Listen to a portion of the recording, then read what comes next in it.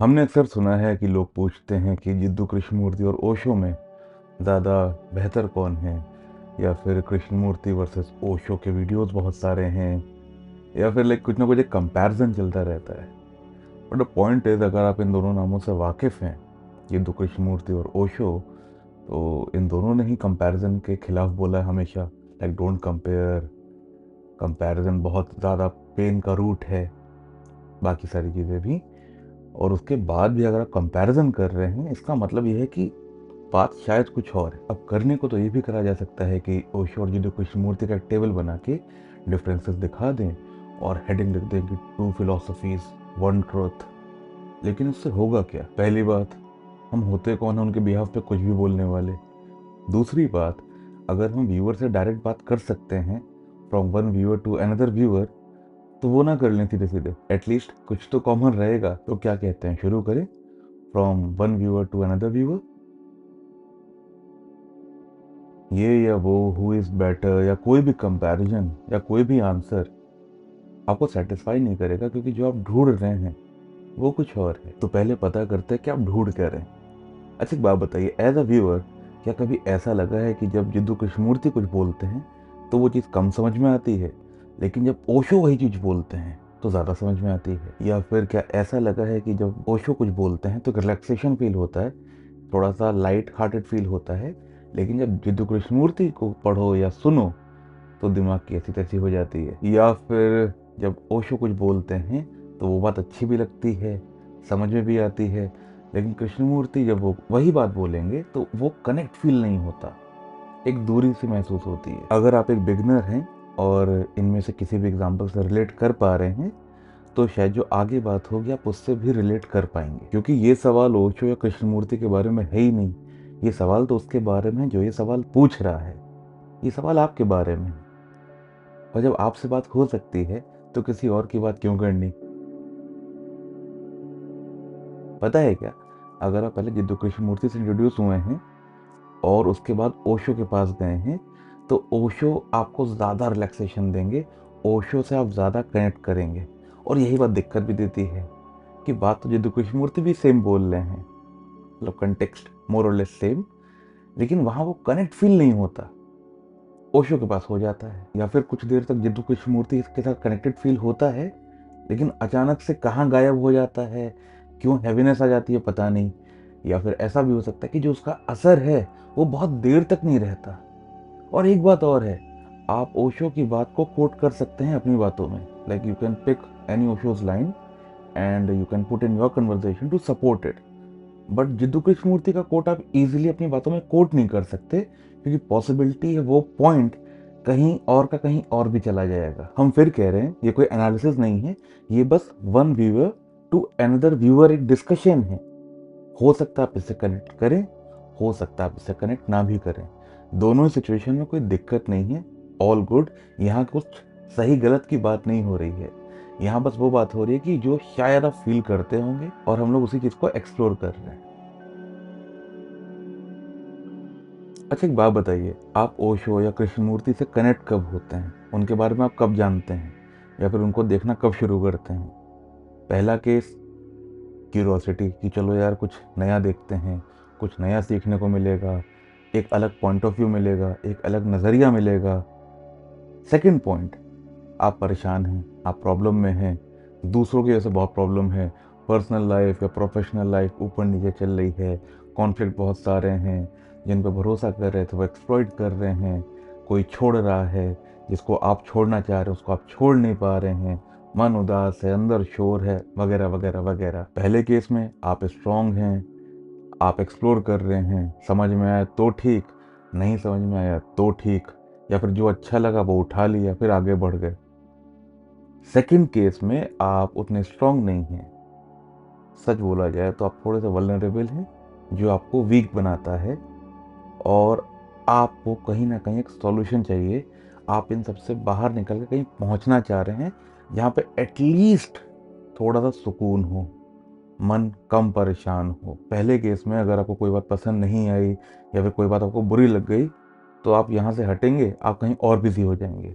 लेकिन दूसरे केस में बिजी होना कहीं ऑप्शन नहीं, क्योंकि you are already feeling lost. And because you are already feeling lost you want to arrive somewhere, आप कहीं पहुंचना चाहते हैं। और इस टाइम को ये कह दे कि truth is a pathless land, you can not reach it by any path whatsoever, तो अंदर लगता है कि अरे क्या मतलब, कहीं नहीं पहुंचेंगे, कभी नहीं पहुंच सकते क्या? You getting the point? मतलब मन ऑलरेडी परेशान है, दिमाग भी खराब हो जाता है सुन के। पहली बार में बता रहे हैं, again beginner, weak, emotionally vulnerable अगर आप हैं, हम तब की बात बता रहे हैं। और हम बस एक डिस्कशन कर रहे हैं, again I am saying this again, बस डिस्कशन। हम नहीं कह रहे ये ऐसे हैं ये वैसे हैं। जिद्दू कृष्णमूर्ति या ओशो को 2 लाइन में समराइज नहीं कर सकते। अगर करा जा सकता है, हम अभी उसने क्वालिफाइड नहीं है कि हम कर पाए, ठीक है? हम आपसे बात कर रहे हैं ताकि हम लोग कनेक्ट कर पाए एक जगह, दैट्स इट। खैर, coming back to the point, तो जब आप ये सुनते हैं जिद्दू कृष्णमूर्ति से कोई हार्ड स्टेटमेंट, कोई टफ स्टेटमेंट, तो मन ऑलरेडी परेशान था और दिमाग खराब हो जाता है, और वो नॉर्मल है, होगा ही होगा। और वहीं पे ओशो जब कुछ बोलते हैं, तो जब तक आपके पॉइंट पे वो आते हैं, वो 3-4 बात ऐसी बोल चुके होंगे जहाँ पे आप कहोगे कि सही कह रहे हैं, पता है सही कह रहे हैं। लाइक यू फील थोड़ा सा light hearted, you feel little relaxed, और आपको अच्छा भी लग रहा होता है। अगर एग्जाम्पल से बताया जाए, एग्जाम्पल थोड़ा सा अजीब है लेकिन समझ में पूरा आएगा। तो ओशो अगर आपकी 2 बुराई बताएंगे ना, तो उससे पहले वो समाज की 4 बुराई बता देंगे, और आपकी 2 बुराई के बाद समाज की एक और बुराई बताएंगे। समाज बोले तो स्ट्रक्चर, सिस्टम, लोग जिनसे आप परेशान हैं, बाहरी दुनिया, कॉमन पीपल, हुसोएवर। अब इस पे एग्जाम्पल में फिट करते हैं। अगर ओशो को 2 थप्पड़ मारते हैं ना, तो आपसे पहले वो समाज को 4 थप्पड़ मार चुके होते हैं, और आपको 2 थप्पड़ मारने के बाद वो समाज को 1 थप्पड़ और खींच के मारते हैं। तो चोट आपको लगी 2 थप्पड़ पे, लेकिन क्योंकि सामने वाले को 5 पड़ चुके हैं, तो आपको ना थोड़ा थोड़ा मजा भी आता है, आप सीख भी जाते हो, और आपको उतना दर्द नहीं होता, और आप मजे मजे में सीख गए। जिद्दू कृष्णमूर्ति के साथ क्या होता है कि सेम 4 थप्पड़ वो भी समाज को मारेंगे, सोसाइटी को मारेंगे, 2 थप्पड़ आपको मारेंगे, और फिर 1 थप्पड़ सोसाइटी को मारेंगे, और एंड में कह देंगे कि हम और आप ही तो सोसाइटी हैं, या फिर आप भी तो सोसाइटी ही हो। अब जब ये पॉइंट आता है ना, तो पड़े तो आपको 2 ही थप्पड़ हैं, लेकिन चोट आपको 7 थप्पड़ की लगती है, 5 वो वाले और 2 जो आपको पड़े। अब इसमें क्या ही मजा आएगा, इसमें क्या ही अच्छा लगेगा, बल्कि आप हर्ट फील करेंगे, राइट? और जैसे आप हर्ट फील करेंगे, तो जिद्दू कृष्णमूर्ति बोलेंगे कि अच्छा हर्ट फील हो रहा है, इसको ऑब्जर्व कर लो, can you watch this, getting the point? तो ओशो के साथ जब आप चलते हैं, तो कहीं ना कहीं पहुंच भी जाते हैं, और हंसते खेलते खाते पीते पहुंचते हैं, क्योंकि कहानियां भी हैं, किस्से भी हैं, चुटकुले भी हैं, व्यंग भी हैं, तो आपको सफ़र मज़ेदार लगता है। हा हा ही करते करते वो तय हो जाता है। जिद्दू कृष्णमूर्ति के साथ जब आप कहीं पहुंचने जाते हैं, तो क्वेश्चन आता कि कहीं पे पहुंचना ही क्यों है? यहाँ आप अटक जाते हैं कि यार अब पहुंचना तो देखो है, मन परेशान है, चीज़ें मैनेज नहीं हो पा रही हैं, शोर रहता है, कहीं फोकस नहीं हो पा रहा है, कुछ मज़ा नहीं आ रहा है। तो अगर इन सब से हटके कुछ हो सकता तो बता दो, आप बता देंगे तो कर लेंगे, हमको नहीं आता तभी तो आपके पास आए हैं, अगर पता होता तो क्यों ही आते। लेकिन फिर होता कि वो सब ठीक है, लेकिन क्यों पहुंचना है, यहाँ क्या दिक्कत है, या फिर तुम अपने आप देख लो ना, तुम समझ लो ना क्या हो रहा है, या फिर तुम हो कौन, लाइक ये परेशानी तो तुम ही ने बना रखी है, तो तुम्हारी परेशानी खुद देख लो, देखोगे तो सॉल्व हो जाएगी। तो ये सारी बातें गलत नहीं है, लेकिन बस उससे कनेक्ट नहीं फील हो पा रहा होता। ये प्रॉब्लम अगर आती है तो ये वीडियो आगे देखिए, क्योंकि आई फील कहीं ना कहीं बेस ये बनता है कि प्रॉब्लम सबका ये है कि जिद्दू कृष्णमूर्ति भी बात सही बोल रहे हैं, क्योंकि आप उनको फील कर पा रहे हैं, बस आप कनेक्ट नहीं कर पा रहे, बीच में कहीं आके अटक जाते हैं। और ओशो जब वही बात बोल रहे हैं, तो मजा आ रहा है, समझ भी आ रहा है। यही एक डिफरेंस आ जाता है ना। तो पॉइंट ये नहीं कि ओशो अच्छे कि जिद्दू कृष्णमूर्ति अच्छे, पॉइंट ये है कि जिद्दू कृष्णमूर्ति को चाह के भी समझ में जो आ रहा है, उससे हम लोग कनेक्ट क्यों नहीं कर पा रहे, वो चीज़ लाइफ में इम्प्लीमेंट क्यों नहीं हो पाती है। अगर ये आपका क्वेश्चन है कहीं, क्योंकि on the other hand Osho के पास वो चीज़ समझ में आ रही है, इम्प्लीमेंट हो रही है नहीं हो रही वो तो बहुत बात की बात है, लेकिन कनेक्टेड फील कर रही है। तो अगर ये क्वेश्चन है, ये कंफ्यूजन है, तो ये वीडियो कहीं ना कहीं आप देख लीजिए। अगर ऐसा नहीं है, कुछ और ही बात है, तो ये वीडियो बिल्कुल मत देखिए, आपका टाइम वेस्ट होगा और कुछ नहीं होगा। और जब कोई जिद्दू कृष्णमूर्ति को सुनता है और वो बात बाई चांस कनेक्शन नहीं फील होता है, वही सेम बात ओशो से और अच्छे समझ में आ रही होती है। और ये एक अंदर दिक्कत है कि ये वहां क्यों नहीं समझ में आ रही है, बात तो वहां भी सही चल रही है, तो कनेक्शन क्यों नहीं फील हो रहा। तो देखो, इसका बहुत सिंपल रीजन है। पहली बात कि ओशो हिंदी में बोलते हैं। अगर आप हिंदी में बात करते हैं, तो अगर आपकी मदर टंग हिंदी है, तो लैंग्वेज बैरियर हो गया ख़त्म। जिद्दू कृष्णमूर्ति इंग्लिश में बोलते हुए लिखते हैं, ठीक। सेकंड पॉइंट इज, जब ओशो अपनी कोई बात बताते हैं, तो वो जिन रेफरेंसेस या जो नाम वो यूज़ करते हैं, फिर जो कैरेक्टर्स वो यूज़ करते हैं, उनकी कहानी आप ऑलरेडी भी कहीं ना कहीं सुन चुके हैं, तो आपको वो बात रिलेटेबल लगती है, आप ऑलरेडी बात से कनेक्ट कर रहे हो। जब तक आप पे वो आते हैं, तब तक आप बहुत लोग को जान चुके होते हैं, फिर आपको लगता है कि बात तो आपकी हो रही है, because you know the characters, you know the stories.